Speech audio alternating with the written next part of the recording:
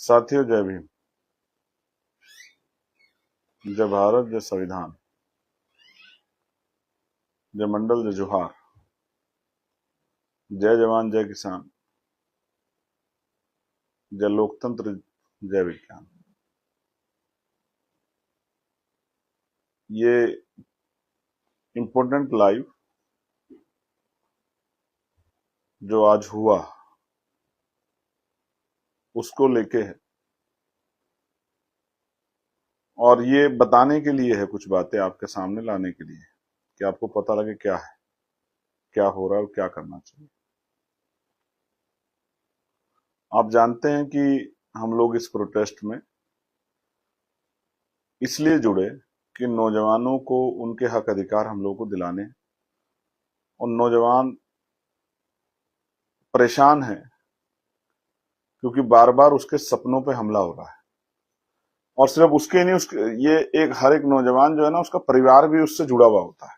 जैसे मैं हूं, अगर मैं आगे बढ़ता हूं तो इसका कहीं ना कहीं लाभ, चाहे मैं कुछ भी ना करूं, लेकिन एक सम्मान के तौर पर मेरे परिवार को मिलेगा और उनकी उम्मीदों को मिलेगा, और व्यक्तिगत रूप से मेरी आने वाली पीढ़ियों को भी मिलेगा। इसमें भी कोई दो राय नहीं। और ये एक नेचुरल प्रोसेस है कि आपकी बहन, जैसे मैं अगर नौकरी लग जाऊं तो मेरी बहन के लिए मैं बहुत कुछ कर सकता हूं, मेरे भाइयों के लिए मैं बहुत कुछ कर सकता हूँ, मेरी माँ के लिए, मेरे पिता के लिए मैं बहुत कुछ कर सकता हूँ। तो पूरे परिवार की भावना उससे जुड़ी होती है। जिस तरह से नौजवान आया था सड़कों पे और 30 दिन से डटा हुआ था, काबिल तारीफ है। उनकी हिम्मत को मैं सराहना करता हूँ। और सिर्फ बेटे नहीं, बेटियां भी, माएँ भी, और वो पिता भी जिन्होंने अपने बच्चे खो दिए। इन हत्याओं का जिम्मेदार कौन है, इस बात में हम लोग बार बार सुन रहे हैं। मेरे अनुभव के आधार पर मैं कह सकता हूं, इसके जिम्मेदार सरकार है। ना सरकार इस तरह की पॉलिसी करती, ना ही इस तरह के लोगों को अवसर देती, एनटीए जैसी एजेंसियों को, ना ही पेपर लीक होते, ना ही बच्चों को सड़कों पर आना पड़ता। लेकिन फिर भी एक बड़ी बात यह है कि क्या इस आज जो हुआ उसको रोका जा सकता था? जो हिंसा हुई इसको रोकी जा सकती थी? नौजवानों का जो समंदर आज दिल्ली में आया था देश की राजधानी, क्या इसको रोका जा सकता था? तो इसका जवाब आपके और मेरे दोनों के पास है। हाँ, इसको रोका जा सकता। हाँ, इस इतने बड़े जन समुद्र को दिल्ली आने से रोका जा सकता। हाँ, इस इतने बड़े जो है विरोध को रोका जा सकता अगर सरकार संवाद कर लेती, बात कर लेती जो आज उसने की।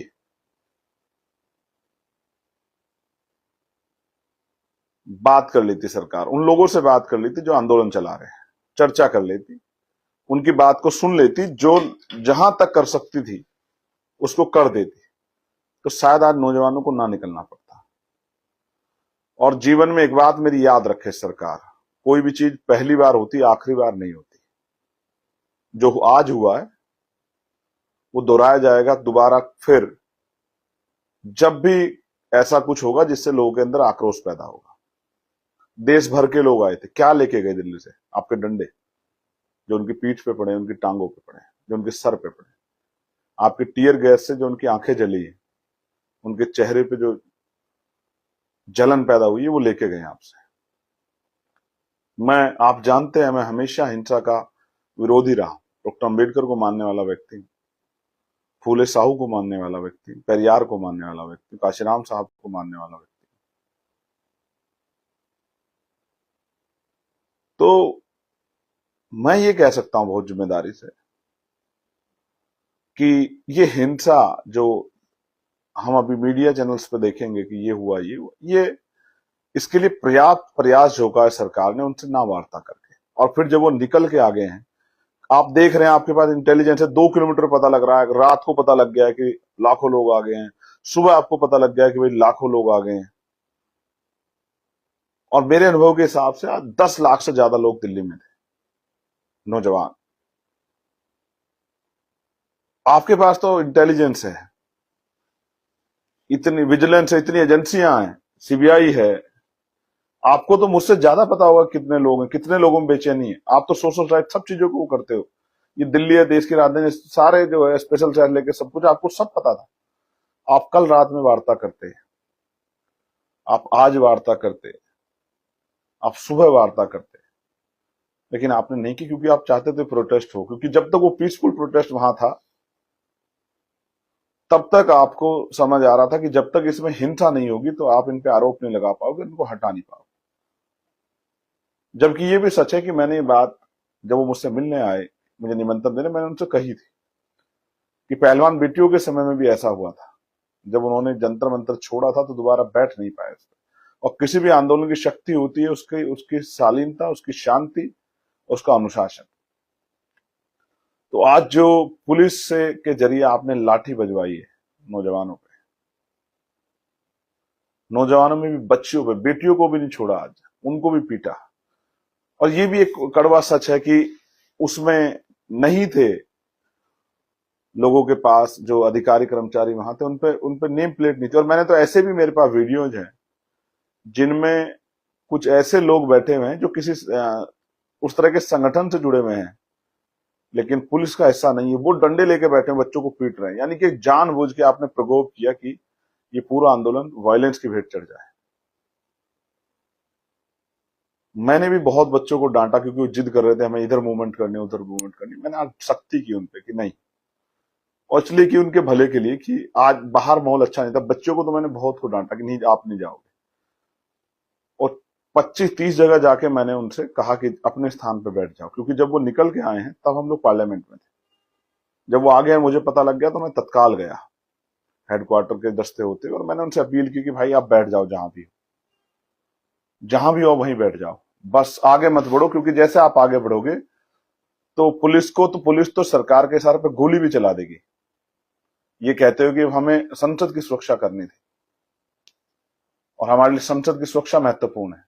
ये बातें मैंने समझाई सब लोगों को और बिठाया। और मैं धन्यवाद देता हूं उन बच्चों का जिन्होंने चाहे भले ही डांट भी खाई हो लेकिन मेरी बात को माना और वो एक जगह पे रुक गए। लेकिन आज का जो जोश था नौजवानों में, जो उनके मन के भाव थे, जिस तरह के, मैं समझता हूं कि जिस तरह की चीजों से वो निकल के आए, जो उनके मन में चल रहा है, मैं सरकार को सचेत करना चाहता हूं कि ये अच्छा नहीं।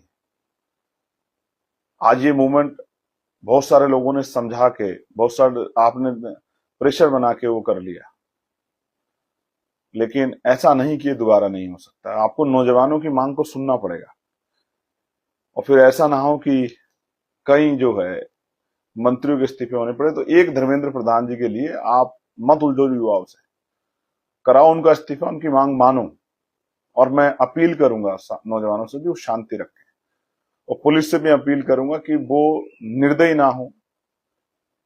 इन नौजवानों को, ये भारतीय नौजवान, इनके साथ गुंडों जैसा, अपराधियों जैसा व्यवहार ना करें।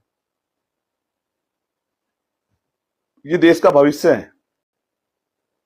कल इनमें से कोई आईएएस बनेगा, आईपीएस बनेगा, डॉक्टर बनेगा, इंजीनियर बनेगा, वकील बनेगा, जज बनेगा, क्लर्क बनेगा, प्रोफेसर बनेगा, टीचर बनेगा, चिंतक बनेगा, जर्नलिस्ट बनेगा। कैसी छाप छोड़ना चाहते हो? आप कहते हो हम संवाद वाली सरकार है, आप कहते हो लोकसभा में आपकी सरकार कहती है कि भाई संवाद होना चाहिए, चर्चा होनी चाहिए, नारेबाजी नहीं होनी चाहिए। यहां आपने संवाद नहीं किया, उसकी वजह से आप दिल्ली देश की राजधानी में क्या देखा?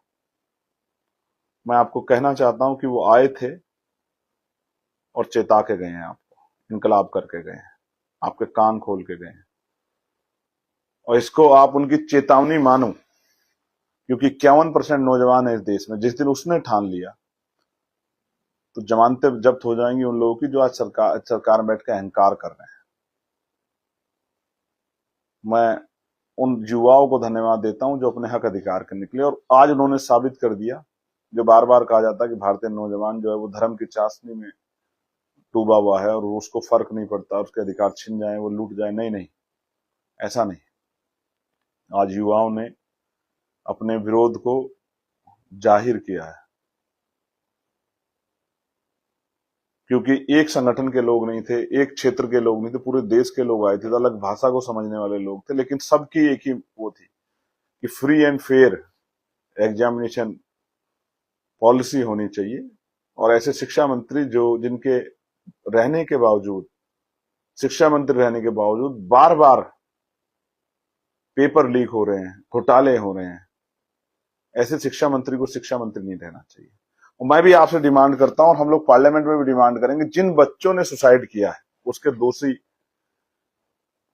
उसके जो छींटे, उसके जो खून के दाग हैं वो शिक्षा मंत्री के कपड़ों पे हैं, कुर्ते पे हैं, उनको जवाब देना पड़ेगा। और अगर नैतिकता होती उनके अंदर, जैसे पहले भी कई बार इस तरह की चीजें हुई हैं, तो नैतिक आधार पर इस्तीफे दिए जाते थे, अब वो नैतिकता नहीं रही।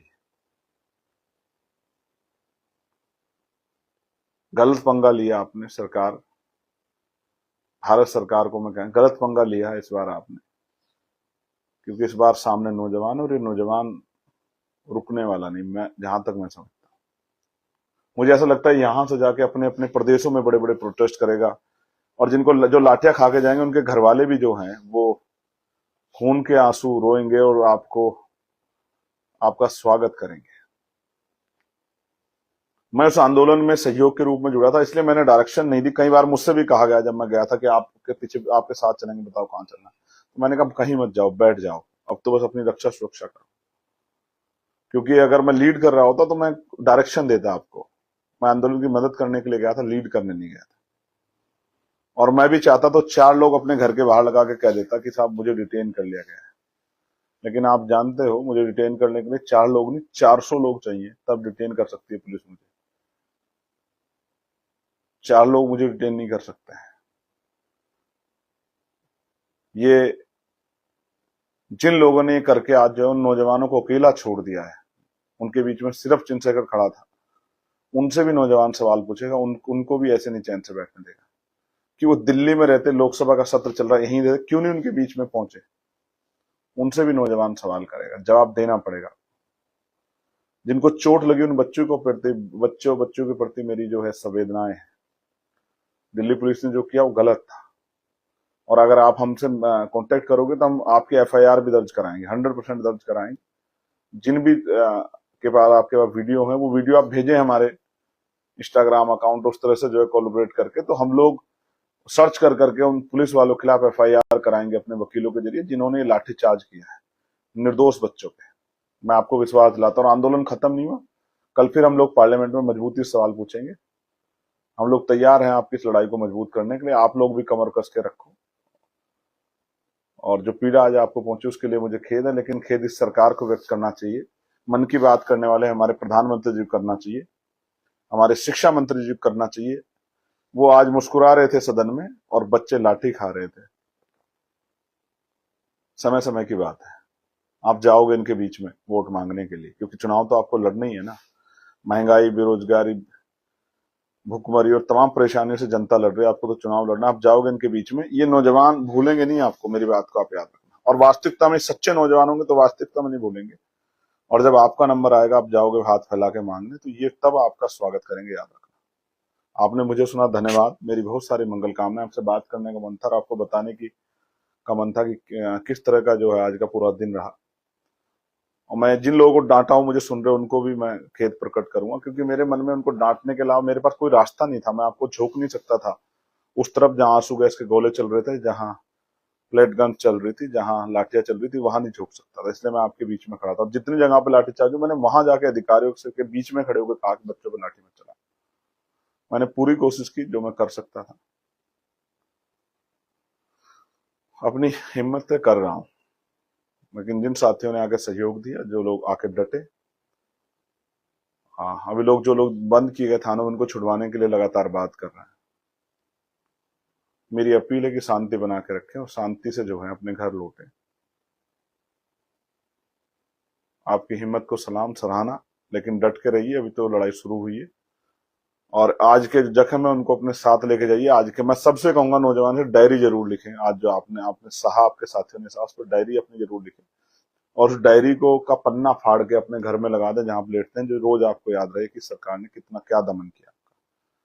और जब मौका आए तो इस दमन का आप जवाब दे सको। धन्यवाद। जय भीम, जय भारत, जय संविधान, जय मंडल जोहार, जय जवान, जय किसान, जय लोकतंत्र, जय विज्ञान। युवा शक्ति जिंदाबाद, मातृ शक्ति जिंदाबाद। छात्र एकता जिंदाबाद। और आज के आपके इस ऐतिहासिक प्रोटेस्ट को भी मैं सराहना करूंगा, वो भी जिंदाबाद। इनकलाब जिंदाबाद।